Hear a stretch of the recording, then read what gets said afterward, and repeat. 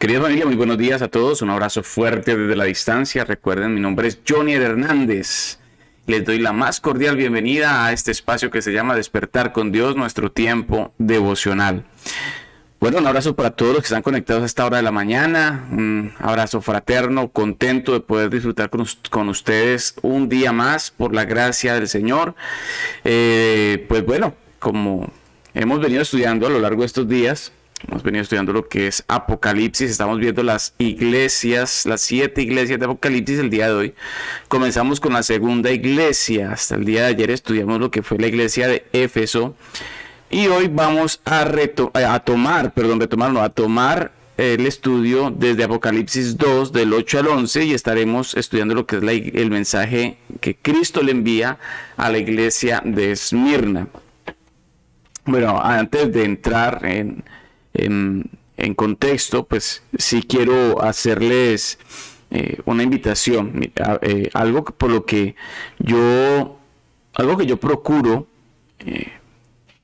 e intento siempre, y que me ha llevado a mí a tomar muchas decisiones referentes a mi vida espiritual, es que yo me afano o me preocupo siempre por tratar de llevar un mensaje bibliocéntrico, cristocéntrico, un mensaje extraído de la Biblia sin ningún tipo de adoctrinamiento eclesial, ¿sí? Sin ánimo de buscar seguidores de iglesias o de nombres. Sencillamente lo que yo pretendo a través de este medio es exaltar al dador de la vida, al dueño absoluto de todo, y es al Señor Jesucristo. Tratar por este medio de cumplir con el llamado a la gran comisión que Cristo me ha hecho.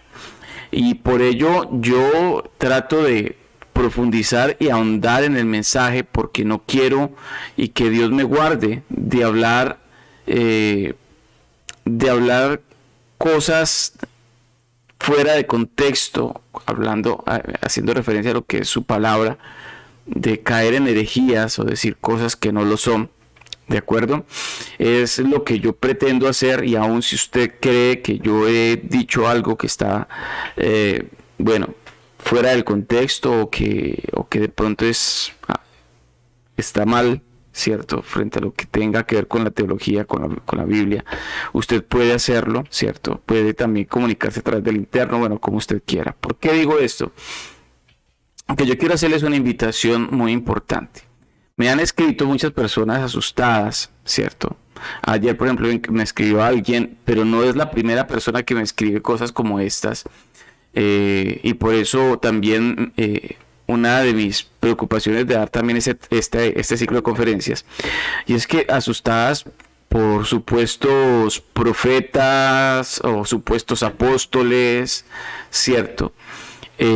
O por profecías, algunos, yo les llamo predicadores amarillistas o predicadores sensacionalistas, donde cogen cualquier cosa que ocurre y automáticamente comienzan a hablar cosas que se salen aún del contexto.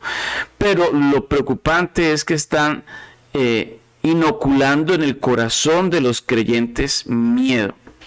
Y yo quiero decirles algo: como creyentes, si usted cree en Cristo Jesús, si usted está rendido a los pies de Cristo Jesús, quiero decirle que en ninguna parte de la Biblia dice que el miedo sea fruto del Espíritu Santo. De tal manera que usted, todo aquello que le infunda miedo, no viene de Dios, ¿sí? Que le infunda preocupación, miedo, temor, angustia, eso no tiene que ver con Dios, no hace parte del fruto del Espíritu. Por lo tanto, hace parte del fruto de Satanás, que es lo que Satanás quiere inocular, ¿sí? Si usted es salvo, si usted ha aceptado a Cristo como su Señor y único y suficiente Salvador en su vida, usted, y lo vamos a ver en el tema de hoy, ¿sí? Me salgo en este momento un poco de lo que venía hablando, porque quiero hacer esa claridad. Si usted tiene a Cristo en su corazón como único y suficiente Salvador, dice la Biblia que el perfecto amor echa fuera el temor. echa fuera el miedo, lo dice Primera de Juan. Y a eso tenemos que aferrarnos nosotros. Entonces, que porque le hacen celebración a Satanás, que porque en este momento se está hablando en las redes que ya se inauguró esa iglesia profana que está haciendo el Vaticano junto con los árabes y con los judíos, ¿no? Que es una especie de embajada o confederación de iglesia, de las tres iglesias principales monoteístas del mundo, ¿cierto? Y claro, eso es verdad, sí, eso es verdad, y es la plataforma para lo que ha de venir. Sí, y el mundo se está preparando en este momento, el mundo entero, quiero decirles, se está preparando para un gobierno mundial. No sé si lo sepan, pero por ejemplo en Latinoamérica ya se está hablando de hacer una sola moneda para Sudamérica. En este momento lo que es Brasil y Argentina se han apersonado de eso, ¿cierto? Para establecer una moneda en Sudamérica, una moneda así como lo está pasando con Europa, ¿cierto? Con el euro. Pero yo quiero, y soy reiterativo con esto, familia, mire, no nos dejemos amedrentar y no nos dejemos asustar, porque no son sentimientos que vienen, o no es un sentir que venga del Espíritu Santo. Puede venir de un espíritu, pero de un espíritu diabólico. Mas el fruto del Espíritu es amor, gozo, paz, paciencia, benignidad, bondad, fe, mansedumbre, templanza. Y dice la Biblia que contra tales cosas no hay ley, ¿cierto? Dice la Biblia que la paz que el Espíritu Santo me quiere dar, el mundo me la quiere quitar, pero no me la podrá quitar, porque es una paz que sobrepasa todo entendimiento. Y algo que dije al principio de este estudio, concerniente a esto, y es que Apocalipsis en ningún momento debe infundir temor en el corazón del creyente, debe infundir una esperanza, debe infundir un gozo, una alegría, porque nuestro Señor viene, porque Cristo está cerca, porque como iglesia no viviremos ni experimentaremos la gran tribulación, como iglesia estaremos en los 7 años de las bodas del Cordero, porque así lo dice la Biblia, y si usted es creyente, para usted debe ser un sí y un amén. ¿Sí? Que tenemos miedo por nuestros hijos. Claro, quiero decirle, tengo 2 niñas, ya la mayor voló del nido, ¿cierto? A la edad de 17 años y medio. Pero tengo 2 niñas que todavía son bebés, puedo decir que son bebés, una de 4 y otra de 2 años. Y quiero decir, claro que me preocupa, pero sé que son de Dios. Y Dios se hará cargo de ellas, Dios se encargará de ellas, y bueno, y también de mi hija mayor, Dios se encargará de ella, y Dios hará la obra, y Dios va a actuar porque mis hijas son de Él, ¿sí? Y eso es lo que usted también debe aferrarse y entenderlo desde este punto de vista. Quería hacer este paréntesis porque yo quiero ser claro con esto, no quiero que ustedes estén asustados, que ustedes estén amedrentados, que no escuchen. Miren, las redes sociales están llenas de falsos profetas, falsos apóstoles y falsos pastores. ¿Sí? Todo lo que a usted le quieran decir, póngalo bajo la óptica de la palabra de Dios. Y quiero decirle, está bien que me pregunten y está bien que me confiesen a mí sus temores, porque para eso estamos. Y quiero que ustedes entiendan lo que les estoy diciendo el día de hoy. No debemos estar atemorizados, ¿sí? Que la venida del Señor Jesucristo es inminente y está próxima, sí. Que el rapto de la iglesia puede ser en cualquier momento, sí. Que estamos en los últimos tiempos, es posible que estamos comenzando la última generación, o es posible que estemos en la última generación, sí, ¿cierto? Pero esto, lo que debe mover en el corazón del creyente, es gozo, paz y alegría. Cuando el Señor Jesucristo dijo en Apocalipsis, al final dijo, vengo en breve, lo dijo hace ya casi 2000 años, ¿cierto?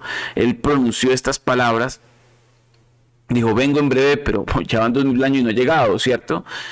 ¿Por qué lo dijo? Porque sencillamente usted y yo y los cristianos de aquel momento debían llevar una vida consciente de que Él puede venir en cualquier momento, de que su venida es inminente, de que va a ocurrir, y nuestras vidas deben manifestar una vida, valga la redundancia, ¿cierto? Como consciente de que Él va a venir y cómo nos va a tomar en el momento en que Él venga, cómo nos va a hallar en el momento del rapto, cómo nos vamos a encontrar con Él cuando estemos cara a cara, cómo vamos a estar nosotros con Él. Esto me saca un poco del contexto de lo que íbamos a estudiar el día de hoy, por eso pues el estudio se va a dividir en varias partes. Y pues bueno, vamos a nuestras Biblias. Yo les invito, dejen sus comentarios, hagan sus preguntas. Yo se los digo, y se los digo con la mano en la Biblia y con todo mi corazón. No pretendo adoctrinar a alguien para que sean seguidores de Jonier o para que sean seguidores de una denominación. Sí. Hay algo que se llama la Iglesia Universal de Cristo, y mi llamado es a llevar el Evangelio a todos los lugares del mundo donde Dios me quiera poner y me quiera llevar. Sí, y por eso lo que siempre les he dicho, mi pretensión es generar el hábito del estudio de la palabra de Dios, generar el hábito de madrugar, de lo primero que hagamos en la mañana cuando nos levantemos, que sea buscar el rostro de nuestro Dios, entregar a Él el día, nuestra vida. Entonces, vamos nuevamente al mensaje de Esmirna, vamos a Apocalipsis 2, del 8 al 11, donde dice: y escribe el ángel de la iglesia en Esmirna, el primero y el postrero, el que estuvo muerto y vivió, dice esto: yo conozco tus obras y tu tribulación y tu pobreza, pero tú eres rico, y la blasfemia de los que se dicen ser judíos y no lo son, sino sinagoga de Satanás. No temas en nada lo que vas a padecer. He aquí el diablo echará a algunos de vosotros en la cárcel para que seáis probados, y tendréis tribulación por 10 días. Sé fiel hasta la muerte, y yo te daré la corona de vida. El que tiene oído oiga lo que el Espíritu dice a las iglesias, y el que venciere no sufrirá daño de la segunda muerte. Entonces vamos a mirar aquí, y voy a hablarles algo acerca de la que era la iglesia de Esmirna, ¿cierto? De hecho, el nombre Esmirna, su traducción tiene que ver con mirra, y la mirra es un símbolo del sufrimiento. Recordemos que al Señor Jesucristo trataron de darle mirra también, y la mirra está totalmente ligada y relacionada al sufrimiento, al dolor.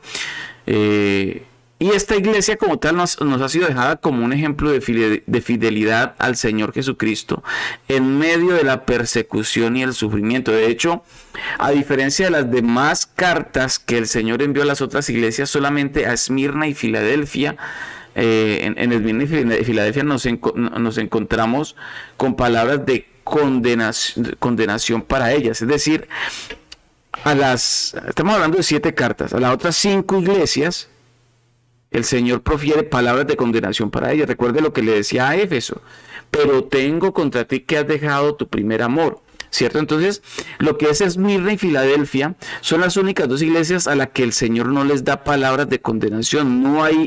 El Señor no señala defecto alguno en ellas, ¿cierto? El mensaje entonces que recibió se pone de relieve. En este mensaje se ponen de relieve algunos contrastes, ¿sí? Que los vamos a estar viendo entonces en el transcurso de este tema. Luego entonces vamos a hablar de lo que era la ciudad de Esmirna. Esmirna se disputaba junto con Éfeso una posición privilegiada en Asia, porque su importancia tenía una importancia igual a la de Éfeso, porque era un puerto también, una ciudad a la orilla del mar, ¿cierto? Una ciudad portuaria. Tenía un puerto excelente que la convertía en un privilegiado centro comercial en la ruta directa que mantenía entre la India y Persia con Roma. O sea, era un paso obligado y fundamental, de vital importancia para el comercio en estos tres países: India, Persia y Roma, ¿cierto? Luego entonces la gran variedad de monedas encontradas, por ejemplo, por los arqueólogos en la ciudad, nos hace pensar que fue una ciudad muy rica y próspera. Otro detalle en el que Éfeso y Esmirna se parecían era que ambas ciudades eran importantes centros de culto imperial en Asia. De hecho, en el año 26 después de Cristo, durante el reinado de Tiberio César, se había construido en Esmirna un templo en honor al emperador. Y una vez al año todos los ciudadanos, a excepción de los judíos, tenían la obligación de reconocer públicamente que César era el Señor y Dios. Algo a lo que los verdaderos cristianos se negaban, obviamente, puesto que ellos solamente confesaban que Jesucristo era su Señor. Luego entonces los judíos estaban exentos de esta obligación de adorar al emperador, porque pues hubo algo que Roma le aprendió a los griegos, ¿cierto? Y es tolerar, ¿cierto? En este caso, tolerar una religión monoteísta como era el judaísmo. Los griegos, ellos invadían una región, no destruían la cultura, ellos la absorbían, ¿cierto? Y también iban imponiendo su propia cultura y sus propias normas, ¿sí? Las autoridades judías en Jerusalén en aquellos tiempos, ¿cierto? Para ellos era molesto porque a los cristianos los tenían dentro del mismo bloque que los judíos. Recordemos que los primeros cristianos fueron judíos helenistas, ¿cierto? Y por lo tanto también a los cristianos al principio los tenían exentos de la adoración al emperador. Entonces ellos, los judíos, entonces manifiestan su queja y hacen la separación entonces de los romanos, diciendo que los cristianos no son judíos. Y entonces a partir de ese momento comenzaron a perseguir a los cristianos y a obligarlos a adorar al César, razón por la cual fueron perseguidos, como ya lo había dicho, y no solamente perseguidos, sino también asesinados, torturados, para que ellos adoraran entonces al César. Quizá algo de todo esto, del trasfondo de esta situación por la que estaba atravesando la iglesia en Esmirna, o parte de esta situación era lo que aquí en Apocalipsis el Señor le estaba diciendo a Esmirna en cuanto a su sufrimiento, ¿cierto? En cuanto a la fundación de la iglesia en Esmirna, no hay datos históricos extrabíblicos que puedan indicar o que se le pueda decir quién fue el fundador de esta iglesia, ¿sí? Muchos teólogos calculan decir que fue Pablo cuando estuvo predicando en Éfeso. De hecho, en Hechos 19:10 dice: por espacio de 2 años, de manera que todos los que habitaban en Asia, judíos y griegos, oyeron la palabra del Señor. O sea, por espacio de 2 años, Pablo estuvo en esta región predicando el evangelio para que todos oyeran la palabra del Señor. Luego entonces, muchos teólogos calculan decir que esta iglesia Esmirna fue fundada por Pablo. Luego entonces, más tarde Esmirna fue conocida en el cristianismo primitivo por la figura de Policarpo. Policarpo fue un discípulo de Juan, fue obispo de esta iglesia en Esmirna y fue entregado por algunos judíos a las autoridades romanas en el año 155 después de Cristo. Si recordemos que Pablo muere a edad avanzada, de aproximadamente más de 100 años, ¿cierto? Y dejó discípulos que se constituyeron en obispos en la iglesia primitiva. Luego entonces la historia nos cuenta acerca de Policarpo cuando fue entregado al martirio, cuando fue llevado al lugar donde iba a ser ejecutado.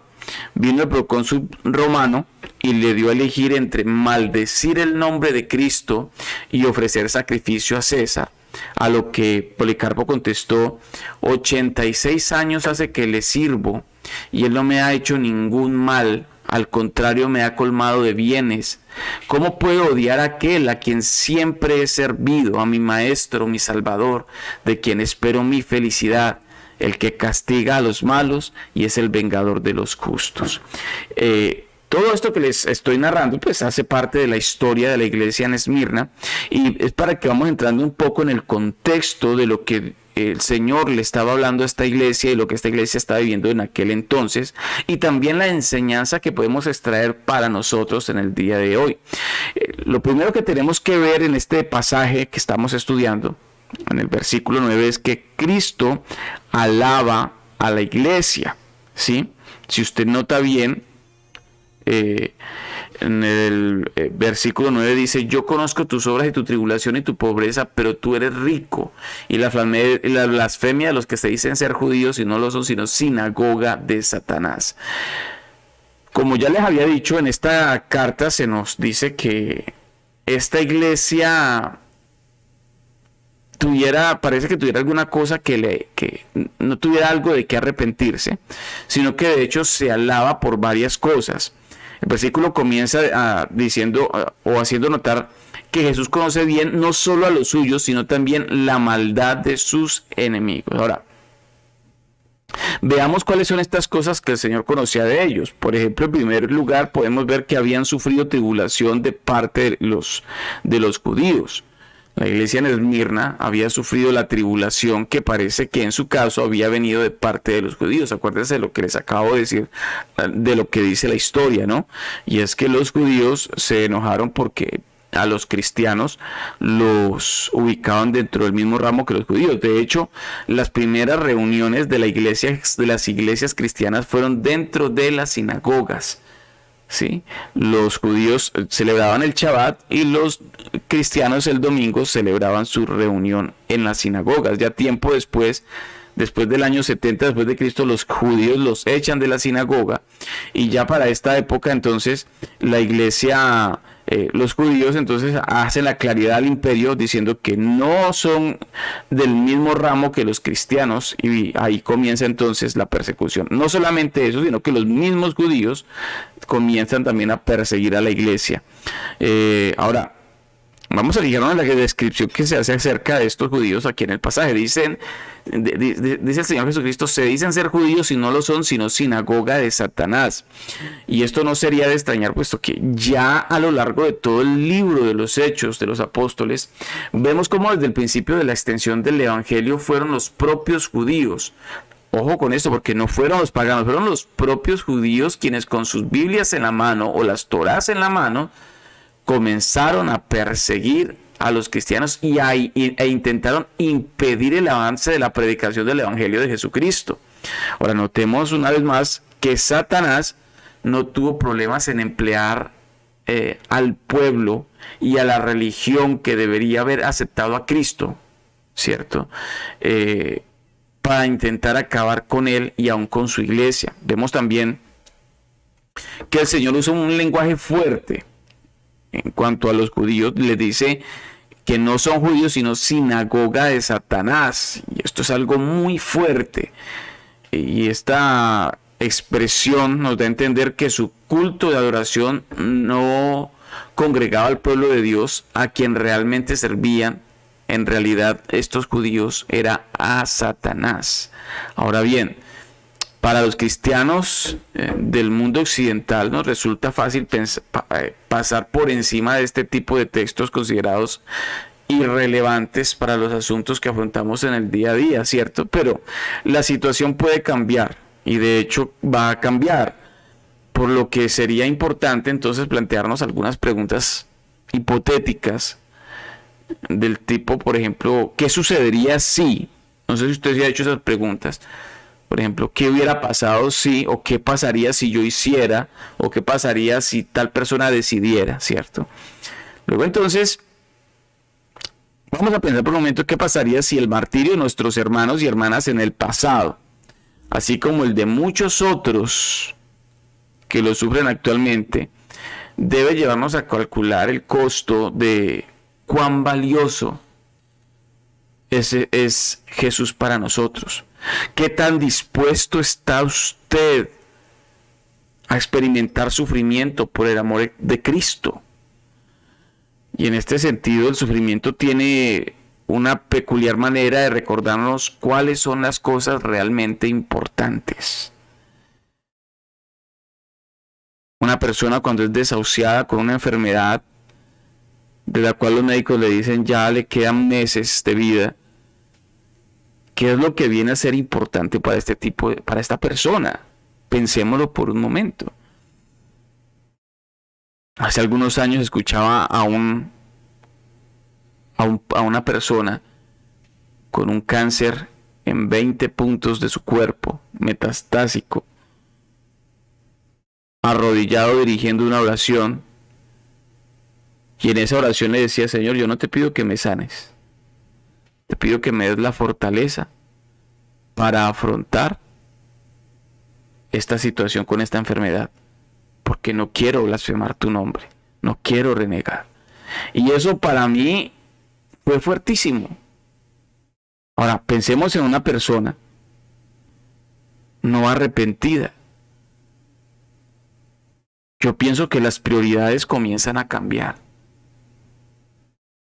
Por eso pensemos por un momento en aquellas personas que con la mentalidad de que hay que trabajar y trabajar y trabajar para poder vivir y vivir para poder trabajar.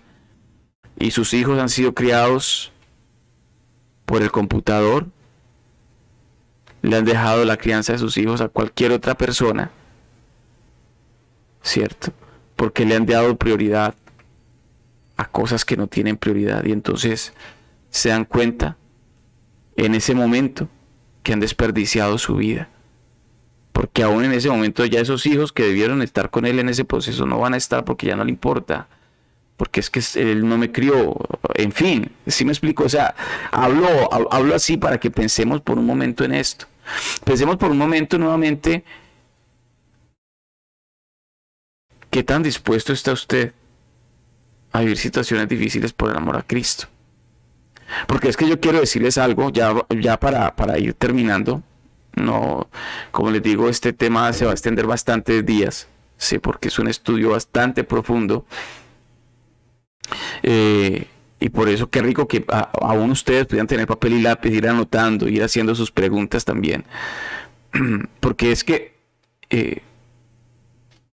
yo quiero decirles algo, ya para terminar. En nuestros días, iglesias, se me olvida el nombre de ese tipo de doctrinas, lo que llaman doctrina de la prosperidad, que muchos cristianos les gusta escuchar, porque es que le hablan al cristiano lo que les gusta, porque es que yo aquí estoy hablando de algo que a los cristianos no les gusta que les hable, y es entender que el sufrimiento es real, que el sufrimiento también hace parte del propósito, y era parte del propósito de la iglesia de Esmirna, porque estas iglesias de la doctrina de la prosperidad, lo que le dicen a la gente es que Dios quiere que usted prospere y Dios quiere que usted tenga salud, descontextualizando pasajes bíblicos como que deseo que tengas prosperidad, y que tengas salud, así como prospera tu alma, y descontextualizan todos estos pasajes bíblicos para decir que es que Dios desea que usted le vaya bien, que usted sea próspero, y entonces si usted no es próspero, si no le está yendo bien, es que usted es un pecador, ¿cierto?